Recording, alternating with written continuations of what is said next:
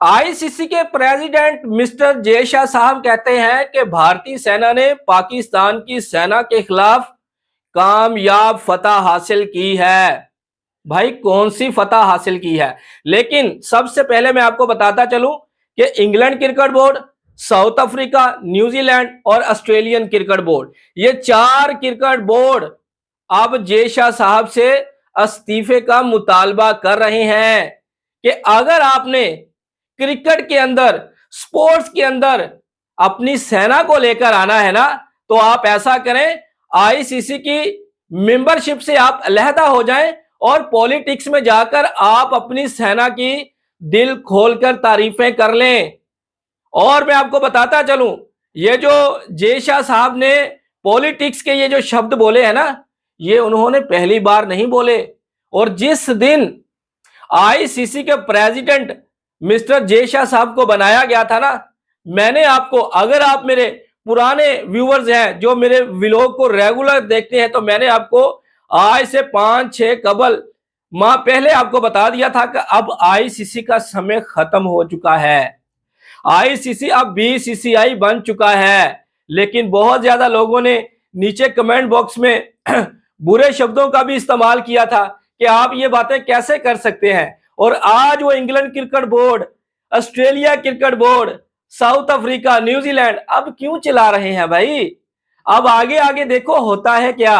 आप लोगों ने पैसा पकड़ा और मिस्टर जय शाह साहब को कुर्सी के ऊपर बैठा दिया। और जब 2025 की चैंपियंस ट्रॉफी का समय आया, आप लोगों ने पैसा पकड़ा और हाइब्रिड मॉडल पर एग्री हो गए। और जब बारी आई पाकिस्तान क्रिकेट टीम की हिंदुस्तान में ना आने की, तो सब टीमों की चीखें निकल गई। लेकिन मैं इनके ऊपर बात नहीं करना चाहता, हाइब्रिड मॉडल के ऊपर बात नहीं करना चाहता, क्योंकि अभी तो 5 माह 6 माह या जब एशिया कप होगा तब देखी जाएगी। लेकिन ये जो जय शाह साहब ने अपनी सेना के लिए, हमारी महान भारतीय सेना के लिए ये जो शब्द उसने बोले हैं, वो किस मुंह से बोले हैं? आप जनता को कब तक बेवकूफ बनाते रहेंगे? मुझे बताएं कि भारतीय सेना ने ऐसा कौन सा तीर मार लिया है कि पाकिस्तान की सेना के खिलाफ इन्होंने फतह हासिल की हो। पूरा वर्ल्ड इस चीज को मान रहा है कि पाकिस्तान ने भारत के 5 से 6 तैयारे गिराए हैं, जिनमें 3 राफेल तैयारे भी हैं। आप इस बेस पर कहते हैं कि भारतीय सेना ने पाकिस्तान की सेना के खिलाफ फतह हासिल की है? अभी भी जनता को बेवकूफ बना रहे हैं। और मोदी सरकार, हम पाकिस्तान से बदला लेंगे, हम पाकिस्तान का पानी बंद कर देंगे। तो भाई जनता को बेवकूफ क्यों बनाते हैं? करके दिखाएं। छोटा सा हमला किया, नन्हे नन्हे बच्चों को शहीद किया, लेकिन उसके बाद जो पाकिस्तान ने फिर अपना काम दिखाया, पूरे वर्ल्ड ने देखा, वर्ल्ड ने, ठीक है ना। इवन के जिनका राफेल तैयारे गिरे हैं, वो भी चीख रहे हैं, चिल्ला रहे हैं कि हमारी मार्केट जो है वो क्रैश कर गई है, भारत ने हमारे तैयारों का सत्यानाश करके रख दिया है। और मिस्टर जय शाह साहब कहते हैं कि भारतीय सेना, वाह वाह वाह भाई, क्या कमाल के शब्द बोले हैं। जनता की आंखों में ऐसा करें, 170 करोड़ जनता की आंखों में पट्टी बांध दें, ठीक है, और उनके मुंह बंद कर दें, तब जाकर आप जनता को बेवकूफ बना सकते हैं। और ये जो इंग्लैंड, ऑस्ट्रेलिया, ये जो अब चला रहे हैं, इनसे मैं पूछना चाहता हूं, जब आईसीसी की प्रेसिडेंट की वोटिंग हो रही थी, तो तब तो जाकर आप मिस्टर जय शाह साहब की गोद में जाकर बैठ गए थे कि भाई आप ही हमारे पप्पा हैं, हम आपको वोट देंगे। और आज क्यों चला रहे हैं? आज ये बातें क्यों कर रहे हैं कि भाई आप अपनी सेना की तारीफें आप एक साइड पे रखें, आप आईसीसी के प्रेसिडेंट हैं, आपको क्रिकेट के मामलात को देखना चाहिए ना भाई ना। अब जो भी आने वाला समय है, इन सब क्रिकेट बोर्ड के लिए जो है ना एक सबक होगा, ठीक है ना। पाकिस्तान के बारे में मैं आपको पहले भी कई बार बोल चुका हूं कि पाकिस्तान को अब आईसीसी के टुकड़ों पे पलने की जरूरत नहीं है। उनके पास अपना डोमेस्टिक सर्किट है, उनका पीएसएल है, उनके पास ब्रॉडकास्टर है, वो अपने क्लब लेवल की जो भी क्रिकेट, जितना भी खर्चा है वो सब पूरा कर सकते हैं। लेकिन जहां पर बात आएगी साउथ अफ्रीका और न्यूजीलैंड की, इंग्लैंड भी एडजस्टमेंट कर लेगा, ऑस्ट्रेलियन क्रिकेट बोर्ड भी एडजस्टमेंट कर लेगा। लेकिन जब बात आएगी ना साउथ अफ्रीका की और न्यूजीलैंड की, इनकी फटके गले में पड़ जाएगी। ये जो कहते थे ना कि हम जाते हैं आईपीएल में, हम अपनी नेशनल ड्यूटी को एक साइड पे रखते हैं, हम तो आईपीएल खेलेंगे क्योंकि उधर से हमें पैसा मिलेगा। अब आहिस्ता आहिस्ता आपकी आंखों से पट्टी उतरना शुरू हो चुकी है।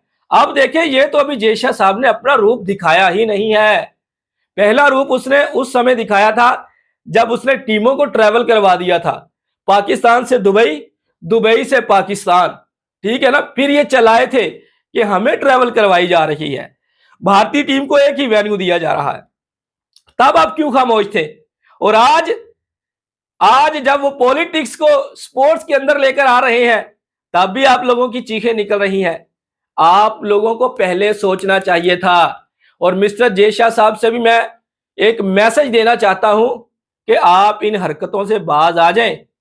अरूज जब होता है ना, अरूज जब होता है किसी भी क्रिकेट बोर्ड के ऊपर, तो उसको एक दिन जवाल भी देखना पड़ता है। सदा अरूज नहीं रहता, अरूज के ऊपर जवाल जरूर आता है। और आपको अपनी इन घटिया हरकतों से बाज आ जाना चाहिए।